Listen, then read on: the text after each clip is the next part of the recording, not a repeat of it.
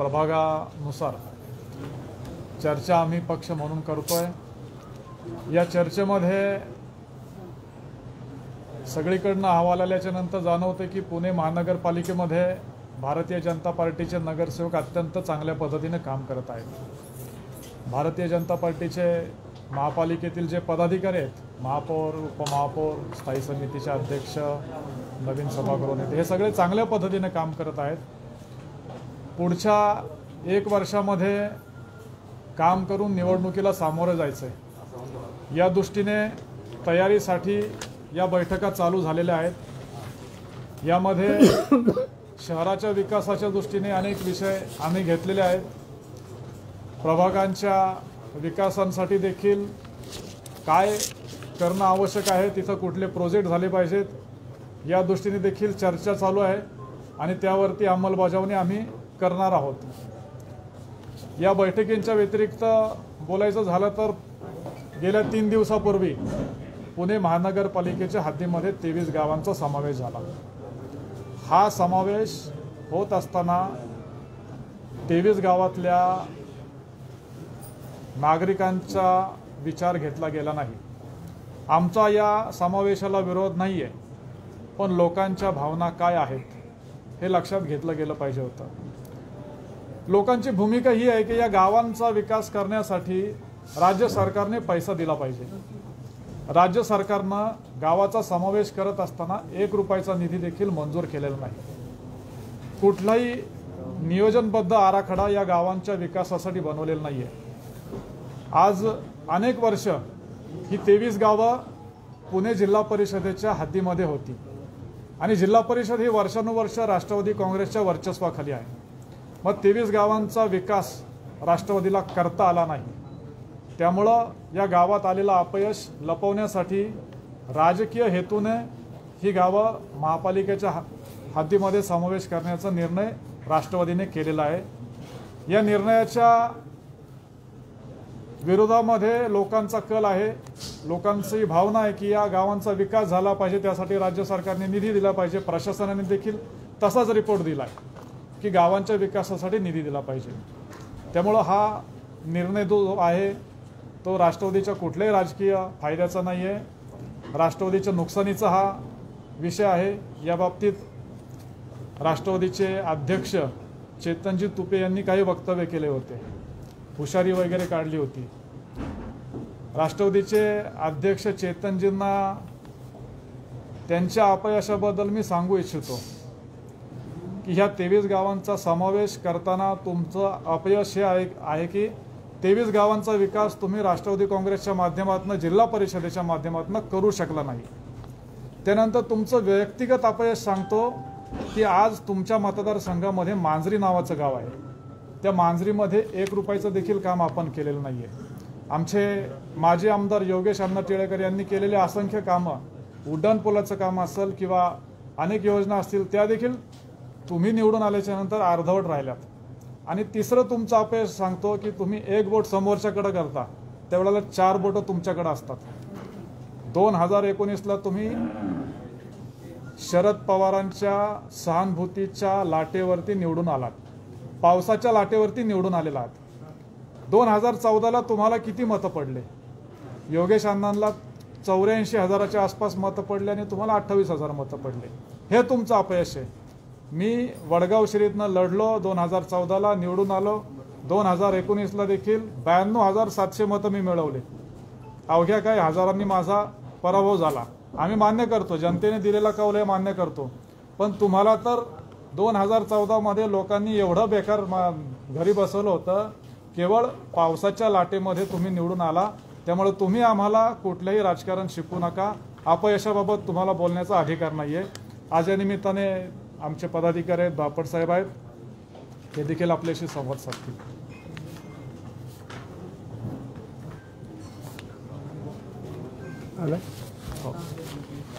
सगळ्यांना नमस्कार।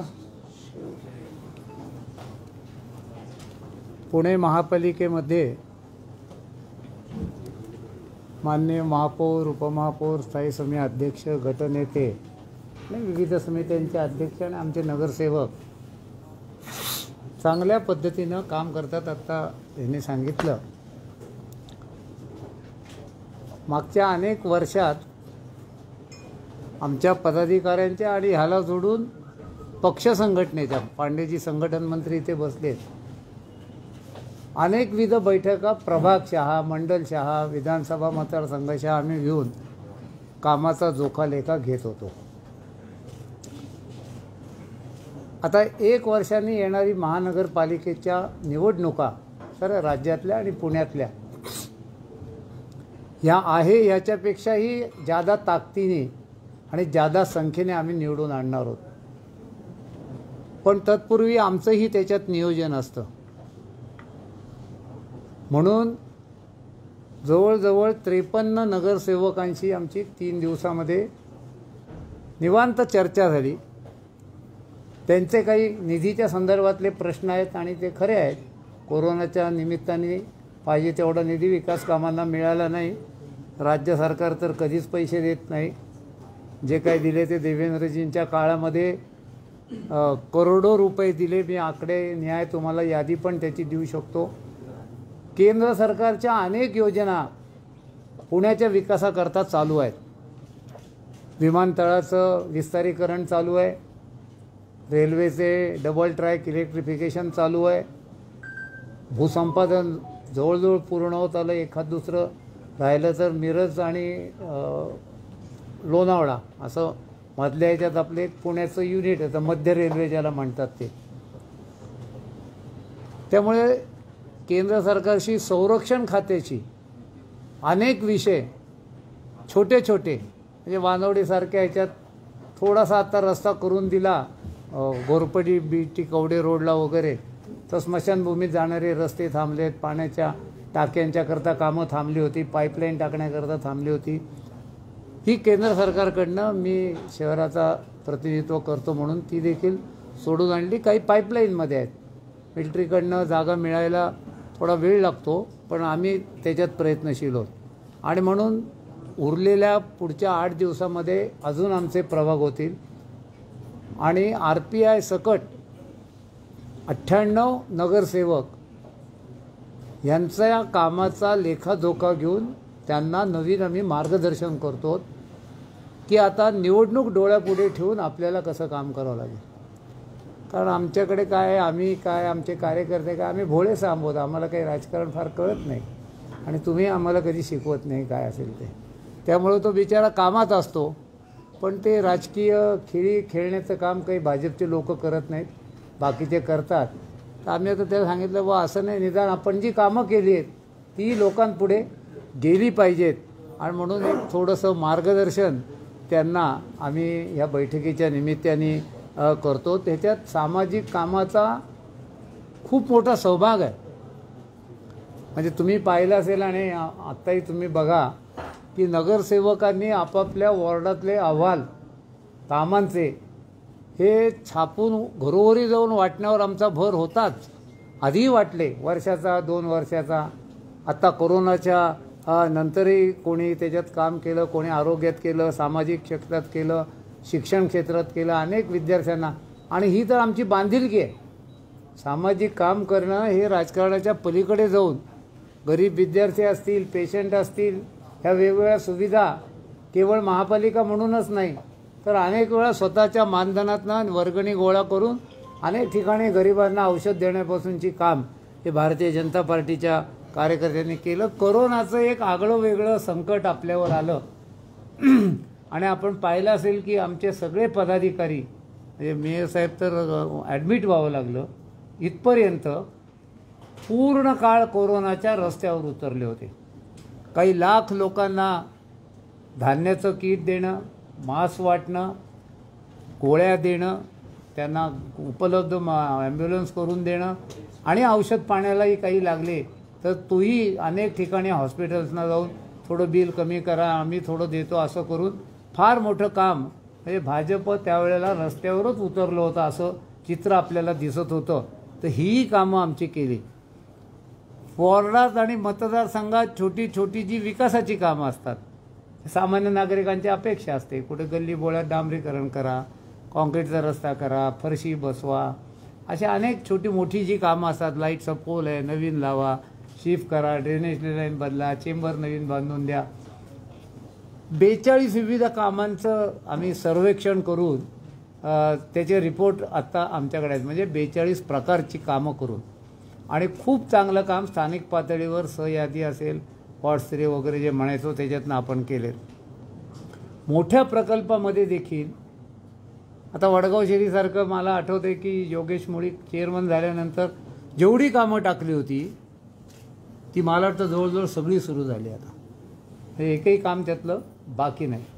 स्मार्ट सिटीतलीही कामं सुरू झाली आहेत. काही ठिकाणी भूसंपादनाच्या अडचणी आहेत, लोकांना कॅश मोबदला पाहिजे, पण आपण आता TDR देतो त्यामुळे काही ठिकाणी कामं स्मार्ट सिटीमध्ये बाणेर असेल, बालेवाडी असेल, औंध असेल, पाषाण असेल इथे आणली आहेत. कारण मागच्या वर्षभरात साधारणपणे महिन्या दीड महिन्याला एक आढावा बैठक या सगळ्याची मी स्वतः त्या सगळ्यांच्या समवेत कमिशनरांकडे घेतलेली आहे. त्याचं माझ्याकडे रेकॉर्ड आहे, त्याच्यात विषय दिलेले आहेत आणि त्याचाही पाठपुरावा आम्ही करतो. मला ह्या निमित्ताने स्थायी समिती अध्यक्ष असतील, मेयर असतील यांनाही धन्यवाद दिले पाहिजेत की आत्ता करात थोडी सवलत म्हणजे दंड वगैरे थोडीशी माफी करून आपण एवढे चांगले पैसे उभे केले की आत्ता हे कोरोनाचं संकट संपत आलं आहे. विकासाच्या कामाला पैसे नव्हते, पगाराच्या कामाला पैसे नव्हते. महापालिकेला अजून बऱ्याच मोठ्या रकमा राज्य शासनाकडनं पण येणं आहे. मी पालकमंत्र्यांना विनंती करेन की बाकी 4 गोष्टी तुम्ही आम्हाला जरूर सांगा, पण महापालिकेला देण्यात येणारा निधी त्यात अजिबात कटछाट आहे ती लावू नका. केंद्र सरकारमार्फत 24/7 जेव्हा व्यंकय्याजी नायडू त्या खात्याचे मंत्री होते आणि मोठा कार्यक्रमही झाला मुंबईमध्ये आपण आणि तो ओव्हर सबस्क्राईब झाला, तेव्हा माझ्या मते 200 का 250 कोटी रुपये 200 कोटी रुपये आपण मार्केटमधनं उभे करायचे होते. आता आणखीन 300 कोटी रुपये म्हणजे ते एकंदर 2000 कोटी रुपये, पण त्यावेळी पहिला हे 200चा होता. आता 250-300 कोटी रुपये मान्य आयुक्तांशी बोलून जे खात्याला आत्ता गरज लागेल कारण बजेटमध्ये पैसे नाहीत ते टाकून आणि 24/7चा तर आम्ही खूप पाठपुरावा केला. पाण्याच्या टाक्या बांधण्यापासून डिस्ट्रीब्युशन लाईनपर्यंत. आणि मला असं वाटतं की काही अडचणी त्याच्यात आल्यात. सगळ्यात मोठी कोरोनाच्या वेळेला कामच लोक करत नव्हती, ती अडचण होती आणि म्हणून छोटी मोठ्या कामांपासून प्रकल्पांची कामं जी त्याला म्हणतो तिथपर्यंत व्यवस्था झाली आहे. निधी त्याला मिळेल आणि त्या पद्धतीनं काम होईल. राजकीयदृष्ट्या अत्यंत जागृतपणे माझ्या सगळ्या नगरसेवकांनी काम केलेलं आहे. भारतीय जनता पार्टी आणि रिपब्लिकन पार्टीची युती देखील राहणार आहे भविष्य काळामध्ये. महापालिकेच्या निवडणुकात पण राहणार आहे. त्यांना वेगवेगळ्या कमिट्यात आणि त्यांना मदत करण्याचं कामही आमचं आहे. ते आमचे धाकटे बंधू आहेत आणि त्या पद्धतीनं पुढच्याही काळामध्ये होईल. आणि पुणे शहर म्हणजे आता मोठे मेट्रोसारखे प्रकल्प असतील कामं चालू आहेत, 24/7 सारखे प्रकल्प असतील कामं चालू आहेत. ही सगळी कामं विविध केंद्र सरकारची कामं असतील ती सगळी ही चालू आहेत. कचऱ्याच्या संदर्भात देखील आम्ही पाठपुरावा करतो. शहराच्या विविध भागांमध्ये मोठे कचराचे प्रकल्प असले पाहिजेत आणि त्या दृष्टीने काम चालू आहे. आता जुन्या काळात जागाच एकंदरीत एकवटपणे हडपसरला घेतल्या होत्या, पण आता हद्दवाढीतही काही जागा मिळतील आणि पुण्यात देखील कचऱ्याचा प्रश्न राहणार नाही, पाण्याचा राहणार नाही, रस्त्याचा राहणार नाही. पुलांची देखील कामं, बायपासची कामं ही चालू आहेत. केंद्र सरकारतर्फे देखील म्हणजे नॅशनल हायवे आमच्या कमिट्यांच्या मीटिंग्स होतात त्याची देखील कामं चालू आहेत. आणि म्हणून एकंदर त्या वेळेला पुणेकरांना दिलेला शब्द पूर्ण करण्याचं काम भारतीय जनता पार्टीने केलं आहे. आणि म्हणून आज निवडून आलेल्या संख्येपेक्षा चांगल्या मोठ्या संख्येने अधिक आम्ही नक्की आकडा आता वॉर्ड रचना रिझर्वेशन हे जरा होऊ द्यात, कारण फार बारीक गोष्टी त्या मतदारसंघामध्ये असतात. पण हे नक्की तुम्हाला सांगतो 100 इथं पार करूच, पण त्याच्याही पुढे जाऊ. ते किती जाऊ तेवढं मी माझा करेक्ट आकडा आज देणार नाही, त्यावेळेला मात्र नक्की देईन आणि त्याचप्रमाणे निवडून पण आणीन. जे आहे आम्ही सगळेजण आम्ही निवडून आणू हा आमचा पुढचा सगळा कामाचा दृष्टिकोन आहे. आणि म्हणून भारतीय जनता पार्टीच्या कामाची घोडदौड चालू आहे. महापालिकेच्या माध्यमातून काम चांगलं चालू आहे. आमचे सगळे आमदार देखील आता विधानसभात अजून नीट चालू नाही आहे, पण विधानसभेत देखील राज्यस्तरावरचे प्रश्न सोडवत आहेत. मी असेल, प्रकाशजी जावडेकर असतील, बाकी आमचे सहकारी मदत करतायत. केंद्रातनं देखील कोरोनाच्या काळात अगदी किती धान्य देण्यापासून ते कोरोनाला आर्थिक मदत करेपर्यंत, आणि आता शेतकरी वगैरे फार शहरात विषय नसतो पण त्यांनाही मदत हे विषय केलेले आहेत. त्यामुळे एका हिमतीने भारतीय जनता पार्टीचा कार्यकर्ता उभा आहे आणि पुढच्या वेळेला पुन्हा ह्या महापालिकेवर भारतीय जनता पार्टी आणि आरपीआयचा झेंडा हा फडकल्याशिवाय राहणार नाही याची मला खात्री आहे. आणि म्हणून आज मुद्दामून पदाधिकाऱ्यांनाही भेटायला आलो. आम्ही आता बसणार आहोत. नगरसेवकांना देखील आम्ही भेटतो आहोत. आणि कोणी कितीही पटकली तरी मला आत्ता बाकीच्यांबद्दल काहीच बोलायचं नाही, कारण मी माझा पक्ष आणि माझी संघटना आणि माझे सगळे नगरसेवक हे अधिक कार्यक्षमतेने काम करण्याकरता पॉझिटिव्ह प्रयत्न करणारा आहे. अनेक वेळेला अनेक स्टेटमेंट देतात, पण मला काही वाटत नाही कुठल्याला आत्ता उत्तर द्यावं. त्याला एकच उत्तर निवडणुकीत आम्ही देऊ आणि ते आमच्या यशाचं चिन्ह असेल, एवढंच ह्या निमित्ताने सांगतो. आणि महापालिकेवर पुन्हा भाजपचा झेंडा आम्ही फडकवण्याकरता कटिबद्ध आहोत हे सांगायला मला आनंद होतो. आता 1 तारखेला महापालिकेत एक कार्यक्रम आहे भामा आसखेडचा. मला सांगा, मागच्या 50 वर्षात आज या दोन्ही महापालिका भाजपच्या ताब्यात आहेत. पुनर्वसन हा एक जिव्हाळ्याचा प्रश्न आहे आणि ह्या पुनर्वसनामध्ये 150-200 कोटी रुपये महापालिकेने दिले असं एक तरी उदाहरण आहे का? हे पुण्यातलं उदाहरण आहे. दोन्ही महापालिकांनी पैसे दिले म्हणून शेकडो शेतकऱ्यांचं पुनर्वसन झालं. अजूनही काही प्रश्न त्यांच्यात राहिलेत, ते सोडू.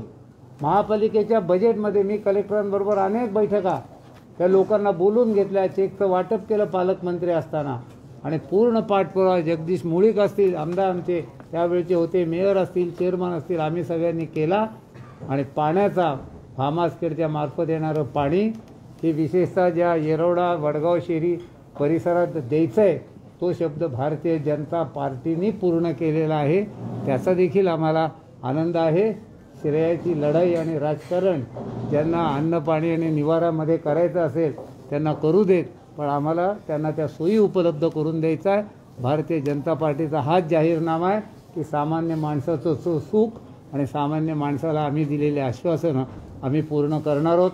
ह्या विषयाच्या संदर्भात कोणाला काही विचार तुम्ही पालकमंत्री असताना 11 गावांचा समावेश केला, त्यानंतर टप्प्याटप्प्याने गावं घेऊ असं म्हटलं होतं. आता गावं घेतल्यानंतर गावकऱ्यांना विश्वासात घेतलं नाही, पैसे दिले नाहीत, असं का होतंय? हे असं झालंय म्हणूनच होतंय ना.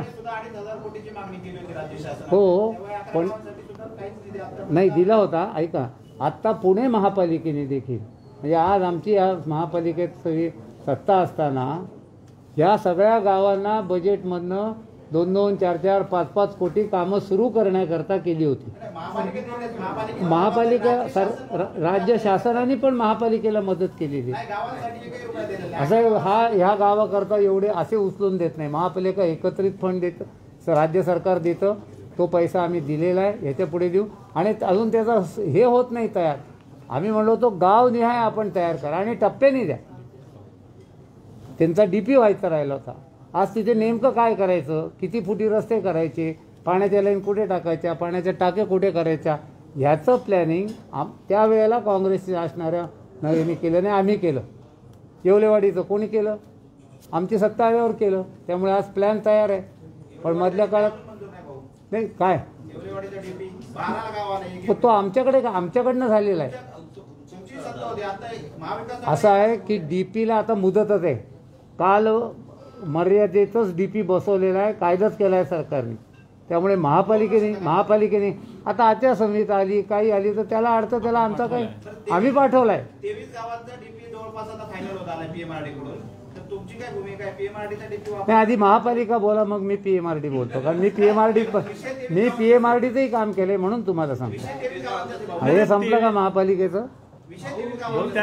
सांगतो ना. म्हणजे प्लॅनिंग महापालिकेला अधिकार आहे, PMRD नाहीच आहे. नाही, जी असं आहे त्याच्यात 2 मोठे PMRDत प्रश्न होते. एक पाण्याची उपलब्धता, आणि पाण्याच्या उपलब्धतेकरता PMRDने एक प्लॅन बनवला. मागे काय त्यांचं नाव CO होते, ते बदलून गेले, ते गीते साहेबांनी, मी होतो तेव्हा त्याच्यामध्ये.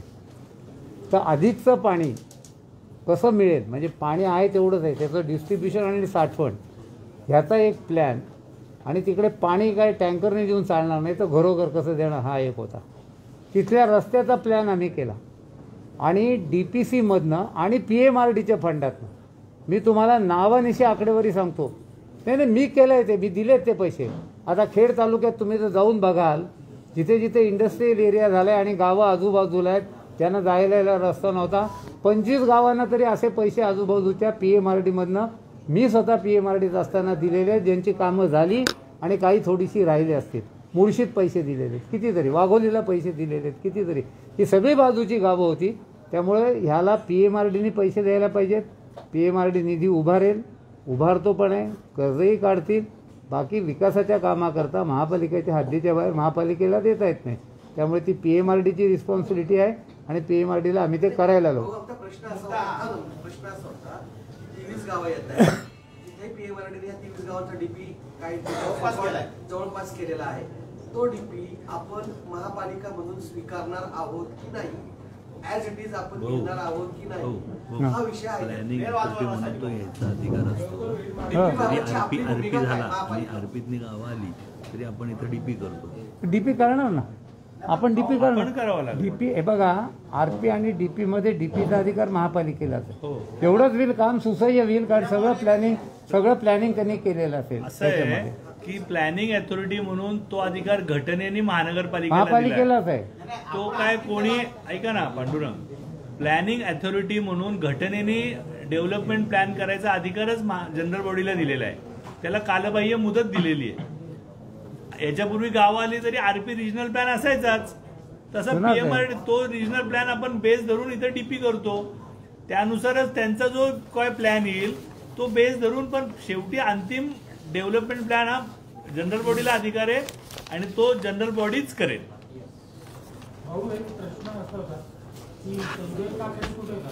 कोण त्यांचं तुमच्याकडे नाव फोन नंबर आहे, तुम्ही फोन करून विचारा ना भेटायला त्यांना. मला कशाला विचारा कोण कुठे हे काही विचारण्याचं मी ठिकाण नाही आहे. तुमच्याकडे फोन आहे, तुम्ही त्यांना ओळखता, ते कुठे ते मी कसं काय शोधू. उद्या काही तुम्ही मला विचाराल कोण कुठे कसली कोणावर, आमच्या सगळ्यांवर आहे. आणि आमचे नेते देवेंद्रजी आणि चंद्रकांत दादा आहेत, आणि तेही आहेत आमच्यावर, जे आहेत. आम्ही आमचं टीम वर्क आहे ना इथे, त्यामुळे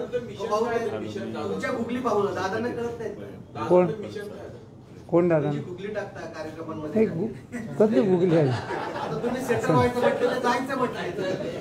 नाही असं आहे, आता तुम्ही मला बरेच जण बरेच वर्षापासून ओळखतात. माझ्या स्वभावात फार गंभीरपणे आपण कुठे बसलो की असं हे करावं असं नाही, हसत खेळत काम करावं. तर माझ्या भाषणामध्ये अनेक वेळा असे किस्से असतात जे काही कोणाशी व्यक्तिगत दुखाण्याकरता नसतात, पण आपलं फ्रेश सगळ्यांनी राहायला पाहिजे, मी पण म्हणून असतात. तर ते दादांचा त्यांना रेफरन्स काही दादांचाही त्यांनाही माहिती नव्हता, आणि ते इतकं निष्पाप बुद्धीने बोलले, पण तुम्हाला तो घेताना या अँगलनी घेतल्यामुळे असं वाटलं असेल तर काही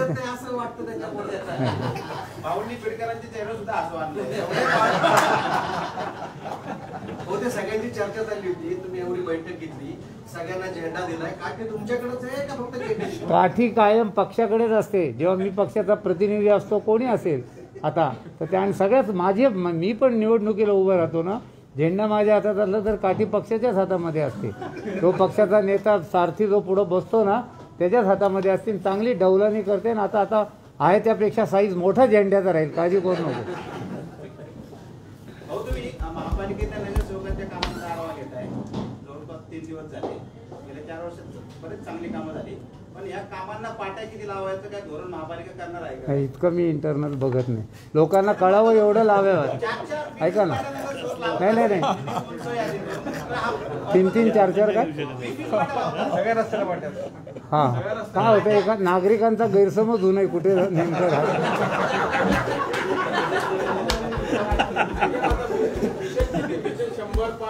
100च्या पुढे तर 100%च, पण नेमकं किती ही वॉर्ड रचना जरा होऊ दे, कारण त्याच्यातच राजकारण काही करण्याची दाट शक्यता आहे. आमचं तर म्हणणं आहे ठेवायची, काही हलवायची गरज नव्हती, पण त्यांना राजकीय निर्णय घ्यायचा असला तर घेऊ देत.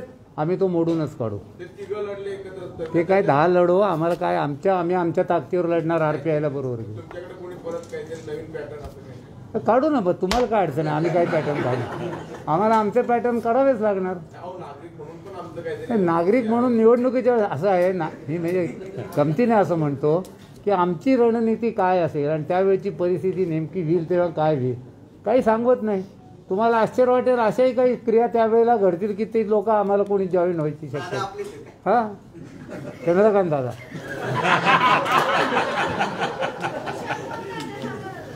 हा ताई, दादा पूर्ण राज्याचं काम बघतात. त्या ह्या महाराष्ट्राला सुखी संपन्न करण्याचं मिशन घेऊन आलेले आहेत. पुणे त्याच्यातच आहे. त्यामुळे पुण्याचा विकास हेच आमचं मिशन.